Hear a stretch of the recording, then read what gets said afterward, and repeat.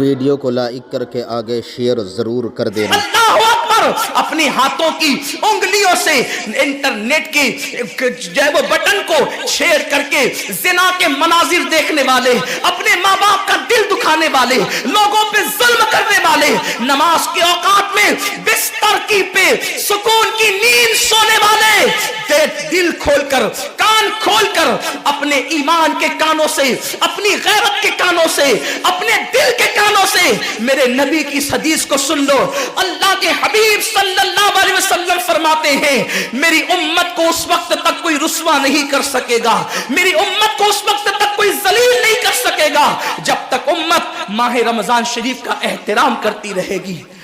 حضرت ام ہانی نے پوچھا یا رسول اللہ، ماہ رمضان شریف کا احترام کرنا کیا ہے اور رمضان شریف کا حق ضائع کرنا کیا ہے؟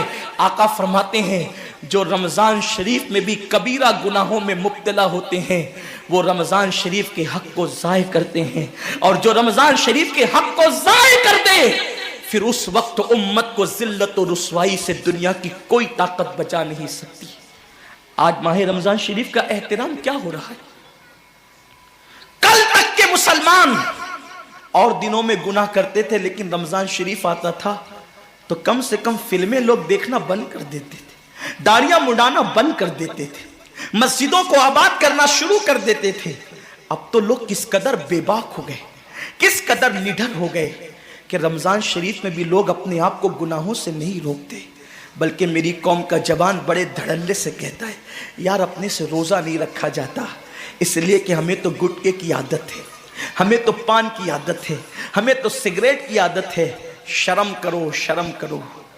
نبی کے نام پہ جان قربان کرنے کی بات کرنے والوں، جو نبی کے نام پر 12-16 گھنٹے بھوکے اور پیاسے نہ رہ سکے وہ نبی کے نام پہ جان کیا قربان کر سکتے؟ اور جب سے تم نے احترام رمضان المبارک ترک کر دیا تمہاری آبرو کو لوگوں نے کھیل بنا لیا، اور اب تو لوگوں کو احساس گناہ بھی نہیں رہا، احساس جرم بھی نہیں رہا۔ گناہ کے ساتھ اگر احساس گناہ انسان کی زندگی میں ہے تو انسان اپنے آپ کو گناہوں سے بچا لیتا ہے، لیکن اب ہمارے اندر احساس گناہ نہیں۔ اب تو ہم گناہ کو ہنر سمجھتے ہیں، اب تو ہم گناہوں کو فیشن سمجھتے ہیں۔ احساس گناہ کیا ہے؟ اگر انسان گنہگار ہو اور احساس گناہ بھی ہو تو وہ ایک نہ ایک دن سدھر جاتا ہے، وہ ایک نہ ایک دن سنور جاتا ہے۔ ہمارے پاس احساس گناہ ختم ہو گیا۔ آئیے بتاؤں احساس گناہ کتنی قیمتی چیز ہے۔ رمضان شریف میں کھا رہے ہیں، پی رہے ہیں، بلکہ مسلمانوں کی ہوٹلیں بند ہے تو غیر مسلموں کی ہوٹلوں میں کھا رہے ہیں، چھپ چھپ کر گھروں میں کھا رہے ہیں۔ لوگوں سے چھپ کر کھانے والوں، جو تیرا کچھ نہیں بگاڑ سکتا تو اس انسان سے چھپ کر کے کھا رہا ہے۔ جو خدا تجھے سزا دے گا کیا تو اس کی نگاہوں سے بھی چھپ سکتا ہے؟ اور روزے بھی کیا روزے رہ گئے، اب تو روزے بھی رسم بن گئے۔ جو روزے رکھتے ہیں رمضان شریف میں ان کو روزہ رکھنے کی عادت ہے، وہ روزے کو عبادت نہیں سمجھتے۔ جو روزہ عادت بن جائے وہ نجات نہیں دلا سکتا، جو روزہ عبادت بن جائے وہ نجات دلا سکتا۔ ایک تو روزے کی عادت ہے اور ایک تو روزہ عبادت ہے۔ روزہ عادت اور عبادت میں فرق کیا ہے؟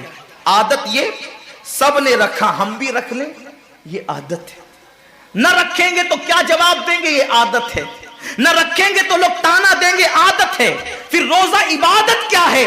روزہ عبادت یہ ہے کہ اللہ نے روزہ رکھنے کا حکم دیا ہے، اور مصطفیٰ جان رحمت نے روزے کا حق یہ بتایا ہے اگر تو روزہ رکھے تو صرف بھوکا پیاسا نہ رہے بلکہ تیرا ہاتھ بھی روزے دار رہے، تیری زبان بھی روزے دار رہے، تیری آنکھ بھی روزے دار رہے، تیرا پیر بھی روزے دار رہے، تیرا کان بھی روزے دار رہے۔ کان روزے دار اس طرح کہ کان اللہ کے ممنوع کردہ چیزوں کو نہ سنے، ہاتھ روزے دار اس طرح ہاتھ اللہ کے منع کردہ کاموں کو نہ کرے، زبان روزے دار اس طرح کہ زبان اللہ کی ممنوع کردہ چیزوں کو ادا نہ کرے، پیر روزے دار اس طرح کہ پیر اس جگہ چل کر نہ جائے جہاں اللہ نے جانے سے منع کیا ہے۔ جب تو ان سارے اعضاء کو روزے دار بناتا ہے تو ایسے روزے کے معاملے میں میرا اللہ فرماتا ہے روزہ میرے لیے ہے اور میں ہی اس کی جزا ہوں۔ ہر عمل کی